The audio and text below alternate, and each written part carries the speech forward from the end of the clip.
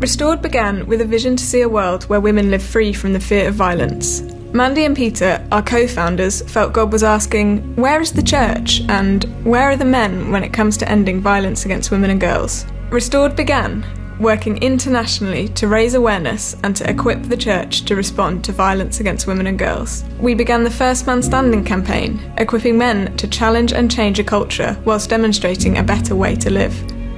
Over the years, we recognised that the form of violence that most women are likely to experience is domestic abuse. Women hurt by men who are meant to love them, and we saw that it was happening in the church too. In 2015, we launched our Survivors Network, with 7 women forming a community where they could share their experience and their faith. The next year, we developed the Church Pack to help churches end domestic abuse. A copy of the pack was distributed to every denomination in the UK. We kept researching to understand how churches were recognising and responding to domestic abuse. We discovered that 1 in 4 churchgoers had experienced domestic abuse, demonstrating just how crucial our mission is. Meanwhile, the Survivors Network was growing. We noticed that members often had the same questions about recovery and faith, so we gathered a team of experts to develop the Survivors Handbook, a comprehensive guide to help survivors navigate recovery and answer the key theological questions that many were asking. Since its publication, thousands of handbooks have been distributed to survivors across the globe. Lockdown changed everything. We realised that survivors needed more access to community, so we launched online groups to bring women together. We also took our training online, and individuals from churches across the world continue to join to learn more about responding to domestic abuse. What we were doing through the Survivors Network was transforming women's lives, and we began dreaming of what that could look like in local communities. The Restored Beacon Network was founded, and the first church signed up to join. Restored continued to work internationally and began to host the Christian Network to End Domestic Abuse, sharing resources and equipping the global church. Nearer to home, we ensured our resources were relevant for churches in each of the 4 nations of the UK and Ireland, and updated the Survivors Handbook to cover new issues facing survivors. The Survivors Network continued to grow, and we began an annual retreat to bring together women who had previously connected online, creating a beautiful space for women to encounter God together. Today, we continue to speak up about violence against women and girls, to equip the church to end domestic abuse and support survivors. And we'd love for you to join us as we turn our eyes to the future and continue changing the story for women. Hopefully, that gives you a little bit of a glimpse into the work of Restored and where we come from. So my name's Bekah. I didn't found Restored, but I have the very great privilege of leading it now. And it's a work that I love to do. It's a work I wish I didn't have to do. But it's a work that is really, really important. There's 2 key things. There's community for survivors of domestic abuse who follow Jesus, because there are so many extra complications and difficulties and challenges trying to navigate what you're going through and what the Bible has to say about that. Where is God in the midst of this? And that space now has nearly 1,000 women in it, each reaching out for help, but each finding support in community. It's a really important thing. And then also equipping the church. And I'll talk a little bit more about that later on. But I'm here to open up God's word as well this morning. And I want to talk in particular about this concept of justice, Jesus, justice, and the marginalised. Because I think that sits at the heart of who Jesus is. It sits at the heart of what we do as Restored. Truthfully, it sits at the heart of what an awful lot of Christian organisations and churches do around the world and in this country. But I wonder what you think of when you think of that word justice. I wonder what comes to mind. I wonder if it is a picture of those scales like we see on the image there, of Lady Justice deciding how to weigh things up. Maybe you think of a court. Maybe you think of somebody being put away for doing something wrong. Maybe it's about seeing a wrong righted.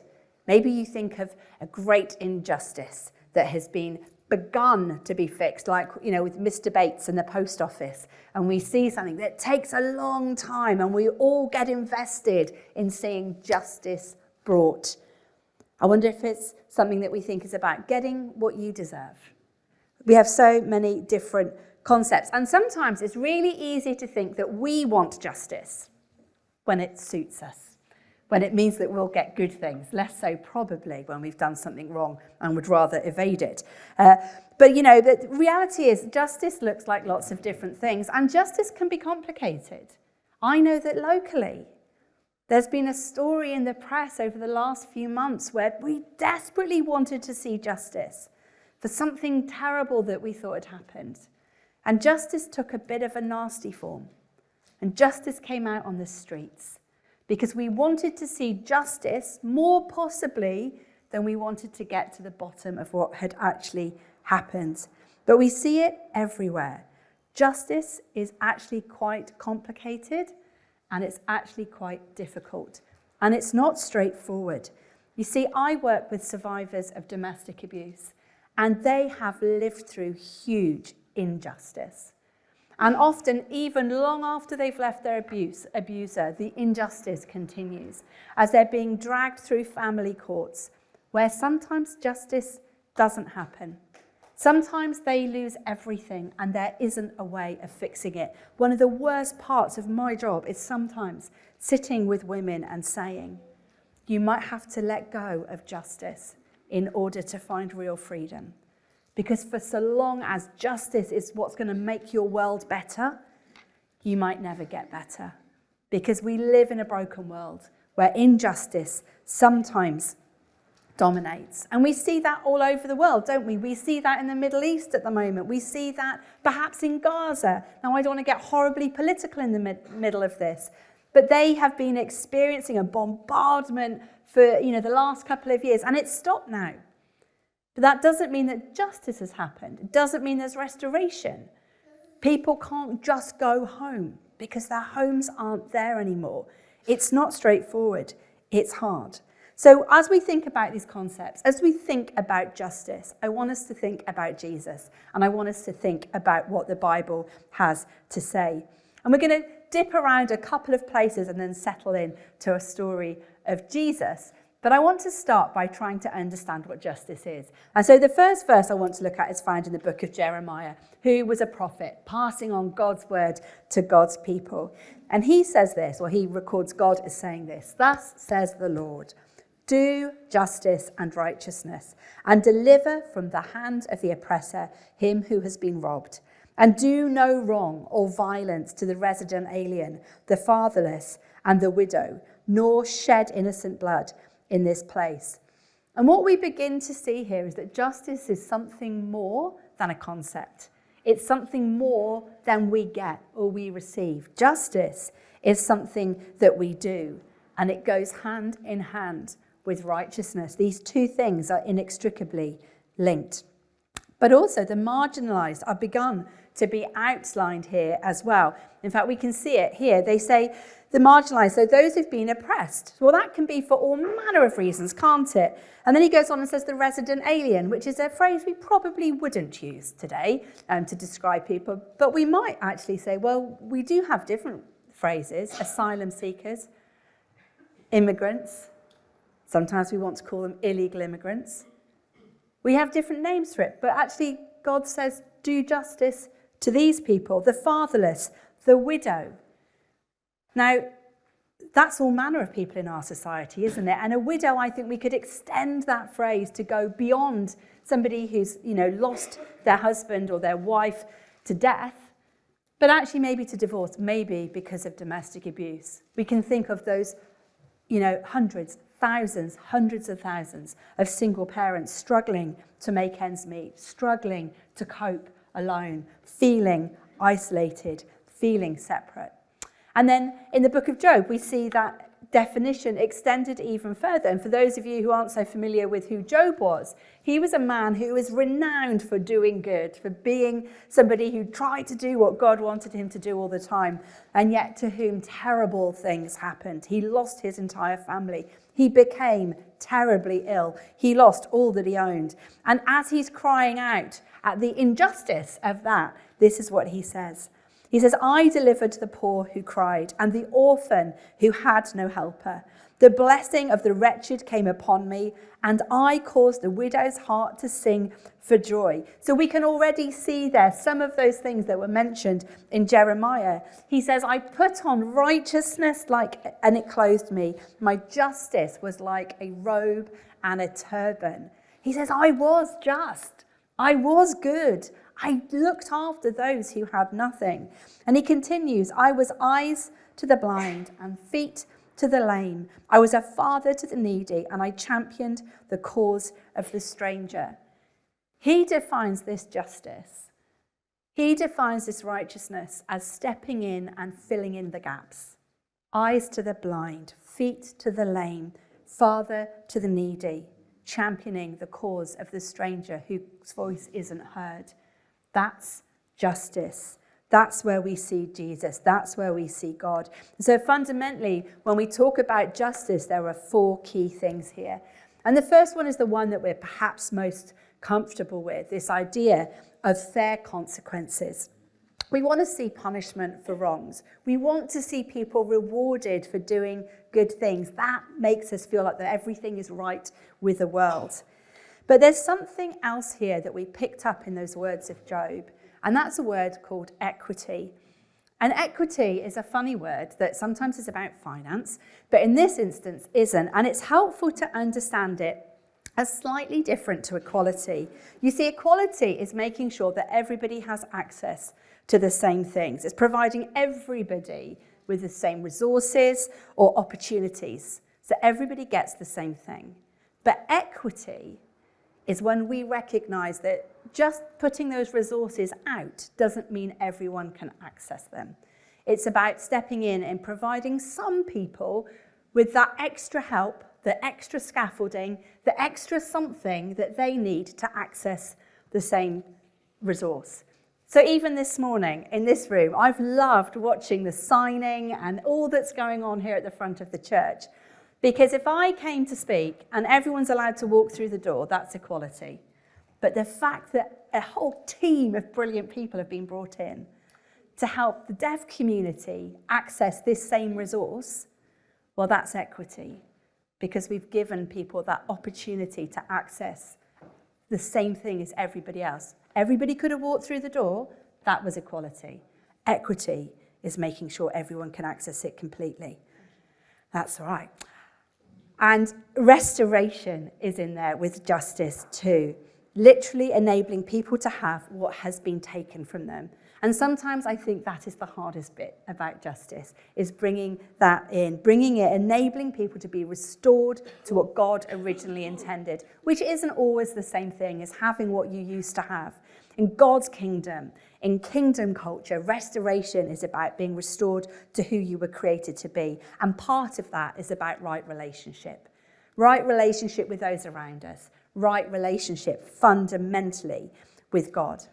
And this is where I want to dip into one of the stories that we know about the life of Jesus when he walked on earth, because he demonstrated this again and again and again and again. But this story shows it in real time, what was going on and what justice can look like for us. You see, if we think about justice being an action and not just a concept, we can have to think about, well, what does that mean for me? Not how do I get justice, but how do I do justice? How do I bring justice to those around me? And here's the thing, we sometimes see the easy things, like the big things, like, petitioning Parliament for justice, perhaps, or running an organisation like Restored, or running a recovery group, or running a whatever it is that it looks like. It might look like going on a protest march. It might look like not buying your things from certain shops because they're unethical. It can look like all manner of things. But what about our everyday life? There's so many choices of stories that we could pick up from the life of Jesus, but this is the one that I particularly want us to pick up on. And this story begins with an important man with a pressing need. Now, really crucially, this is not a story about a terrible crime. We're not talking about that type of justice, but instead it's a story about real people. It's a story about humanity, and it's a story about societal expectations. So we pick up this story in the book of Luke. Chapter 8, verse 40. And it tells us this: now, when Jesus returned, the crowd welcomed him, for they were all waiting for him. And just then there came a man named Jairus. He was the leader of the synagogue, and he fell at Jesus' feet and he begged him to come to his house, for he had an only daughter, about 12 years old, who was dying. So here we are, this very important local dignitary, the leader of the synagogue, somebody who was looked up to and respected, coming to Jesus and asking for help for something that would have mattered to him, I should think, more than almost anything in the world, because his daughter is dying. And then something else happens, because as he went, the crowds pressed in on him. This is talking about Jesus. And it says that there was a woman who'd been suffering from hemorrhages for 12 years. And though she'd spent all that she had on physicians, no one could cure her. And so along comes another woman or another person with a pressing need. She's been ill for 12 years. She would be utterly exhausted. Imagine how anemic she would be if she's been bleeding non-stop for all of that time. But beyond the physicality of what is making her, not needing Jesus, is something else that's easy to miss in this story. Because according to Old Testament law, according to the scriptures, this bleeding made her outcast. This bleeding meant that she couldn't participate in the religious ceremonies. She couldn't go to the synagogue. She was isolated from everybody. Anything she touched was considered unclean. She was a complete and utter outcast. This woman was ill. She was outcast. She was weak, and she was broke. And she presses in, and she comes to see Jesus too. And so at the beginning of this story, we discover two separate characters coming to meet Jesus, hoping that he can meet their needs. And on one hand, we've got, this man, Jairus. We know his name, for starters.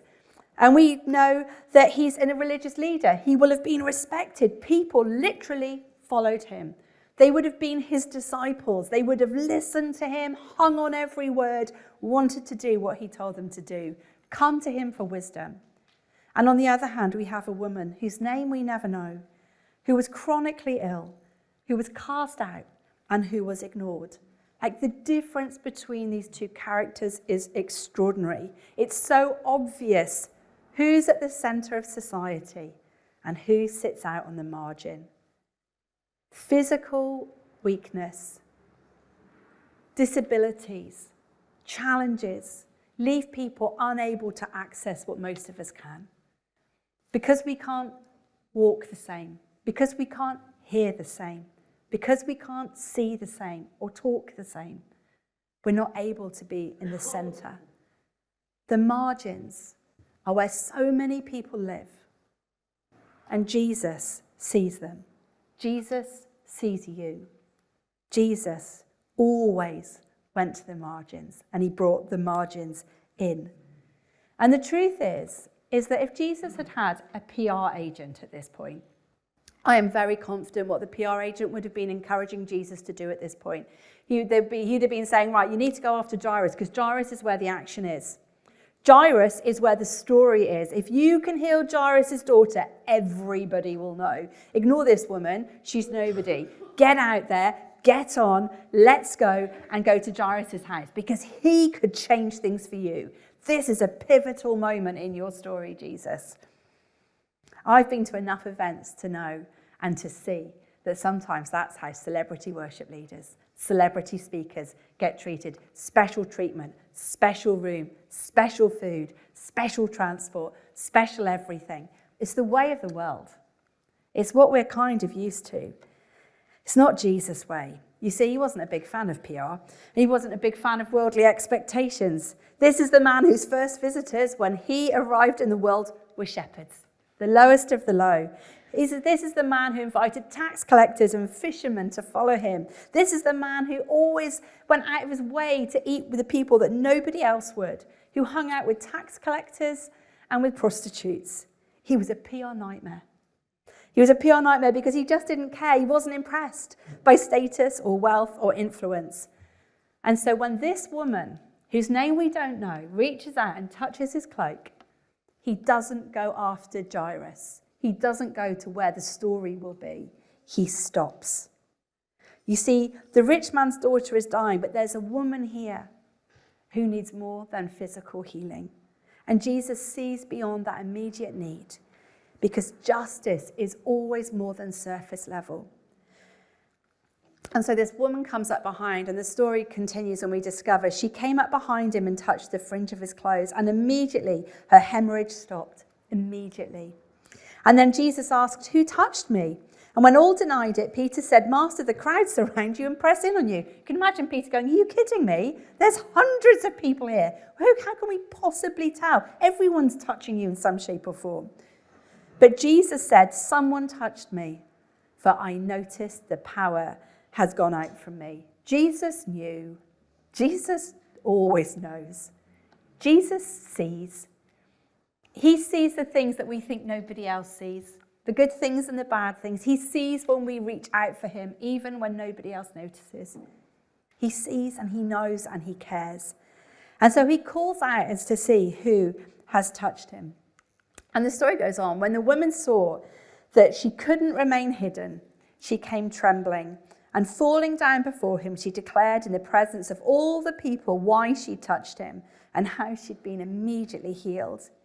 And Jesus said to her, "Daughter, your faith has made you well. Go in peace." It's this beautiful moment, this snapshot of Jesus bringing justice. And it's important to think through actually just the very simple things that are so quick to read, but that spell out some of the ways that Jesus brings justice. You see, there was equity here. Because this woman could have just come, just touched the hem of Jesus' cloak, and just walked away again. And she would have been healed. But Jesus wanted more for her than that, because there's all these other people who had access to Jesus. There's all these other people who had access to society, access to community, access to the synagogue. And he realizes that healing isn't enough to give her that. He needs to do something more. And so he draws her, he calls her into the center. He moves her from the margin into the center. But he doesn't just make her. And that's something that's so important. Something we talk about a lot at Restored is that Jesus modeled time after time after time, not controlling people. He didn't make people do things. And so he invites her into his bigger story. You see, it's an invitation. It's the way that he works. He invites her in. And he says, "Who touched me?" And here's the thing. She could have slunk off at this point. She could have decided that was enough and just quietly let the crowd go on and disappear off to just have her part of the story. But Jesus invites her in. "Who touched me?" And eventually she says, "It was me. It was me." He gives her back her voice. He gives her back her status because he restores her. When he says, "Your faith has made you whole," there's a truth to that. It was her courage. It was her belief that Jesus was the answer to her problems. Truthfully, he'd healed her. It was his power. It was him, God made man, that enabled her to be healed. But he restores her by giving her back her value, giving her back her worth. He says, "I see you. I see your courage. I see your faith." And then he calls her daughter and he brings her back into relationship with him. And truthfully, puts her back into relationship with this community all around him who are following him. Because he calls her out and he gives her credit for what she did. He says, "Look at this woman. Look at her faith. Look at her courage. Look at what she did. She's my daughter." What a change. I'm so sure she was over the moon that her bleeding stopped. But the thing that changed the course of her life, "Your faith has made you whole." And he called her daughter. It was beautiful. So often we can look at the problems that people have and come up with those surface level answers. Food for people who are hungry. Money for those who've got nothing. Maybe a roof over somebody's head who's homeless. But their need goes so much deeper. Do we dare to bring people in, not just to go out to them and give them the obvious thing that they need in the obvious moment, Will we bring them into the centre? Will we call them family? Will we recognise and call out what is good in them and restore their value? It matters that we do that. And of course, Jairus isn't forgotten. He's not forgotten. Jesus has got time for everybody. It's not that he only likes those on the margins. It's not that he only likes the poor. You know, sometimes we feel like we're in a world which is set up about, well, you're either for us or you're against us. You know, when we had the whole Black Lives Matter movement, there were so many people shouting and getting upset and going, oh, you know, white lives matter too. Yes, they do. But in that moment, equity meant we needed to recognise that there was a whole community of people around the world who need extra access to justice. And sometimes we see that with women. When something terrible has happened to women and it's hit the headlines and suddenly everyone will shout and say, it's not all men. I know. But sometimes we have to highlight what is going on. It's called equity. But Jesus sees everything. He does care about black lives. He does care about white lives. He does care about the poor, and he does care about the rich. And so while he was still speaking, somebody came from the leader's house, from Jairus' house, to say, your daughter's dead. Do not trouble the teacher any longer. And when Jesus heard this, he replied, do not fear, only believe, and she will be saved, which is a nice little nod back, actually, to the faith of the woman he's just healed. And the story continues, and we'll pick it up a few verses later, because he goes to the house, and he takes this girl by the hand, and he calls out, child, get up. And she got up at once. Jesus has time for everybody. It doesn't matter who we are or where we sit. It doesn't matter if we sit right slap bang in the centre of everything that's going on most of the time, because we're just very fortunate to be in that space, or we sit on the outside. Jesus has time for all of us. There's one more thing I did want to mention, which is on the verse that's just been sitting up there, that I wanted to point out, and I've only noticed this in the last month. And I've been, reading this story in some shape or form for decades. I'm not going to tell you how many, but a lot. And I'd never noticed this, because if you read the story, and this story is told in a number of the Gospels, a number of the accounts of Jesus' life. But actually, if you look at it in the book of Mark, and then you continue reading, in the next chapter, Jesus has been walking around, he's been doing lots of different things, he's fed the 5,000, he's walked on water, and then there's this line that comes up. Wherever he went, that's Jesus, in villages, cities, or the countryside, they brought the sick out to the marketplaces. They begged him to let the sick touch at least the fringe of his robe, and all who touched him were healed. Now here's the thing, maybe it's nothing. Maybe it's just what people did 2,000 years ago. But maybe there was a way that because of this woman's faith, because of her courage, because Jesus invited her to share her story with the crowd, to come back into the centre, that people heard, gosh, that woman, everything changed when she touched the fringe of his cloak. Maybe her story, her nameless story, actually became something that got told again and again and again. In fact, we know it has, I'm telling it. But maybe it helped others to access Jesus, just like she did. Justice was more than the surface. It was delving deep. It was restoring relationship.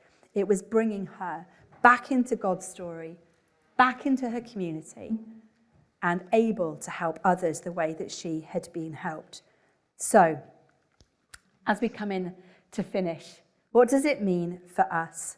Well, I think there's two personal challenges for each of us in the room. And the first really is that we actually have to look to the margin. We have to move there. It's no good thinking about it. It's no good reading the stories and saying, wasn't Jesus brilliant? We have to think about, what does it mean for us? What does it look like to go and find those on the margins? What does it look like to bring them into the centre? I was just thinking about what Richard said after we sang that song, Oceans, about take me where I'm not comfortable anymore. Take me where the water is deep. Are we prepared to do that? Because sometimes that doesn't look the way we expect it to. Sometimes it's going to the people we didn't expect it to be. Are we prepared to do that? And when we do, how do we bring justice? Well, sometimes at Restored, we talk about being the opposite of oppression. And a story that gives an example of that is, A, what Jesus just did, But I was leading a talk about recognising and responding to domestic abuse. It's what I do most of the time. And at the end, the people in the room asked me a question. They said, there's a lady in our church, she's actually in her late 70s, and her husband has abused her for decades, all of her life. And she's in such a difficult situation. We don't know how to help her. Because she's not really at a stage of life where leaving is straightforward. Where would she go? How would she cope? This is all she's ever known. And I sat there and I thought about it. And I thought, what you're able to do is to be the opposite of her oppressor. Like, where he has put her down, you build her up. Where he's taken things away, you give things back. Where he has isolated her, you can go and give her community. Be the opposite of what has harmed her. So often that is what people need. You can give respect and dignity to people who have not found it, who have not been given it. It might be that today you're sitting in the room and you recognise yourself on the margins for a number of reasons. Quite possibly something I haven't even mentioned, but you don't feel like you belong in the centre. You feel like maybe you're somebody whom perhaps you could just about dare to reach out and touch Jesus' cloak so long as nobody saw, so long as nobody thought, what on earth do they think they're doing? Who do they think they are coming to the centre? And I want you to take away from this, not the challenges, but the invitation. The invitation to know that God sees you. Jesus knows. He knows your needs. He knows your hurts. He sees you. He loves you. And he would love to see you come into the centre of the story. He invites you into his story.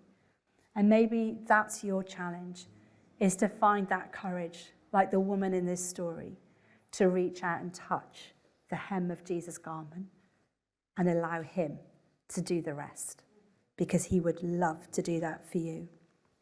And there's one more challenge for you as a church, you as a community of followers of Jesus, to think about how you do this. Now, I know you're already doing this in lots of different ways. I can see it right here. I can see it because as we were praying earlier, I was hearing about the work that you do with those struggling with addiction. All of those things, reaching out to those on the margins, inviting them to come to the centre. But at Restored, there's a very specific way that we ask churches to reach out to certain people on the margins, survivors of domestic abuse. Could you step out and reach out? Could you do that? Could you reach out to those who are struggling as single parents, to those who are struggling in marriages that harm them, to those children whose lives have been torn apart because home isn't a safe space to be? You see, as the Restored Beacon churches were in the very end of that little video clip that we talked about, but fundamentally it's how we partner with local church to help local church do what we do online, transforming the lives of women who've been abused, giving them dignity, giving them value, helping them rediscover who God created them to be, to rebuild their relationship with God and with the community all around them, to ensure they don't feel isolated anymore. And we encourage churches to be able to do that in their local community. You see, and it acts out those 4 different ways of bringing justice, because it is about consequences. Because the reality is that when we start grappling with the concept of domestic abuse happening in the church at the same rate as outside, it means we've got to ask ourselves some difficult questions. It means we have to have some difficult conversations. It means we have to admit that things aren't necessarily perfect, even within these 4 walls. It means that we've got to be prepared to hold people accountable for their actions. And it means that we need to bring equity, to give resources to those who've been abused, making sure that they can access fair outcomes, making sure they can access the things the rest of us take for granted. We can bring restoration, enabling those who've had everything taken from them, finances, home sometimes, children sometimes, value, self-worth, relationships. And we can restore that and bring that back one step at a time. And we can do that through right relationship. We can do it by welcoming people into our church family, saying, you are not alone anymore. You've got us. We will walk alongside you on this journey. We don't know all the answers, but we'll help you find them. You can find home with us because we want to bring you to the centre. Don't sit on the margins any longer. And we'll help you understand how God sees you because he loves you very much and he wants you to be in his story. So there's so much in this story. There's so much when it comes to thinking about justice. There's so much that Jesus models to us for us to take away something. So I'm going to finish by praying. But I want you to take a moment. How you might like to close your eyes. But just to stop and to think, what has God been speaking to you this morning? It might not have been through me. It might have been through the lyrics of a song or a notice or a conversation before church even began. But where have you seen God? Where have you heard God? What is he saying to you?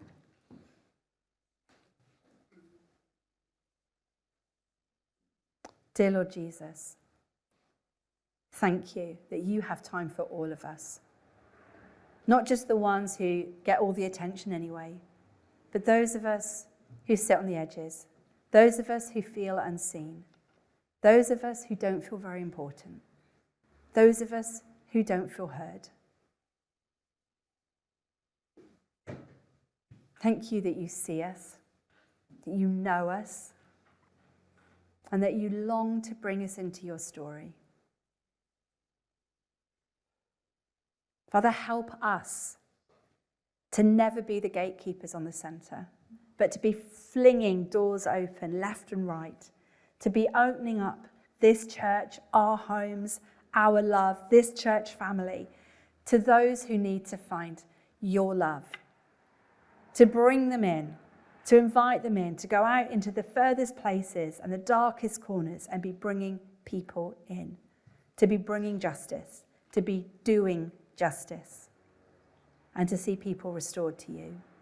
Amen. Amen.